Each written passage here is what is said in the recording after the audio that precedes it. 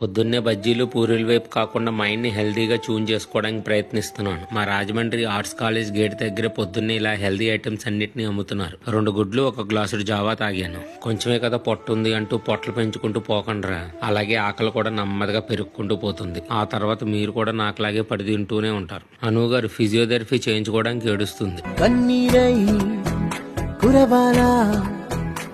మన చుట్టూ ఉండే లోకం తడిసేలా ముస్తాబే చెదరానా, నిన్ను చూడాలంటే అద్దం జడిసేలా. ఎక్కిళ్ళే పెట్టి ఏడుస్తుంటే కష్టం పోతుందా కదా, మరెందుకు గోలా? అయ్యయ్యో పాపం అంటే ఏదో లాభం వస్తుందా, వృధా ప్రయాస పడాలా? మరి అంతగా మహాచింతగా మొహం ముడుచుకోగల సరే